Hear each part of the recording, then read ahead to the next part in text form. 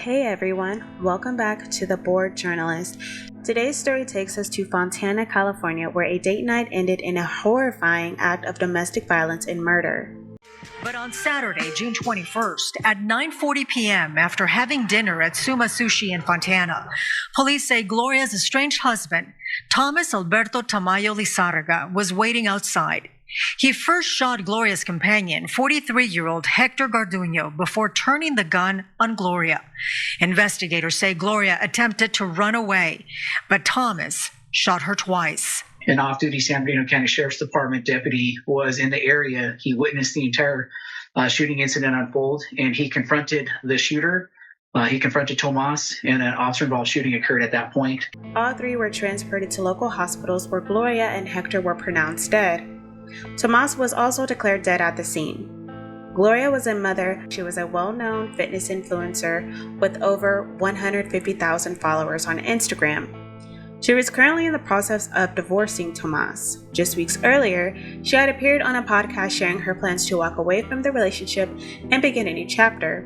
Her daughter, Jaslyn, later confirmed on a GoFundMe page that her mother had been a victim of an unimaginable tragedy. Marriage started falling apart because obviously I'm like dedicating time into fitness and trying to grow something and seeing even the opportunity or even thinking that this can even become something, you know? So people started getting insecure and not allowing me to thrive in something that I'm just so passionate about, you know? So I felt like that person was just holding me back. And, you know, I decided to end my second marriage. And that's when a lot of the problems started to were bringing me down mentally, talking about like, yeah, you can't do that. Like, what are you thinking? Like, who do you think you are? You think that you're this fitness influencer all of a sudden? Like, do you really think you can do that? So it's like, when somebody wants to test me or como se dice, como retarme, que te reten. Yeah. You know, they want to challenge you. Yeah. Right? Don't challenge me because I'm going to prove you wrong. Like, for real.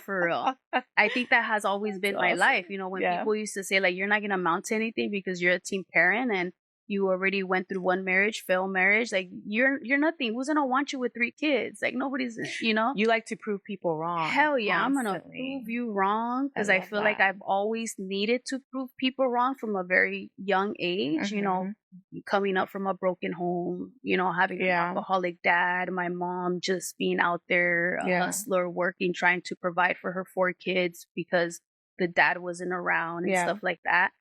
I just knew that I was not going to be that girl that was a teen parent and just allow for somebody to dictate my life, even though it took me a lot of years to get there though. Because even though I'm a woman, like, I don't mind being submissive to my man. Like, I don't mind it. I love being a woman, but there's times where these men put you to act like a freaking man. And they put you on your masculine. Literally, yes. Sure. And I used to hate that about being in these 2 relationships. I hated that me being a woman, a lot of it, I'm acting like I'm the man in the relationship. And I'm the one that's always trying to like, let's grind, let's hustle. Like, we were able to do this. Like, we can do this. More. Yeah. Like, let's go do more. Like, you and I, like, let's grind. But him and you're in the mentality of the power couple, and we have so much more we can do. Yes. And it's more like, settle down. Yeah. Like, calm down. You're doing too much. Yeah, you're doing too much. Why do you want more? You should just settle with where you have, living in a bitch-ass apartment and a shithole apartment. Like, that's not me. You know, from a young age, I've always wanted more. This tragedy raises difficult and uncomfortable questions. Why is it when a woman chooses to grow, evolve, or leave a marriage, it becomes a threat to the men? Why are women so often punished for choosing themselves? Some have speculated about infidelity on Gloria's part. Others have commented on what Gloria should or shouldn't have done. But here's the truth. Even if someone decides to move on during a divorce or a relationship, that decision does not warrant an execution. Don't own people.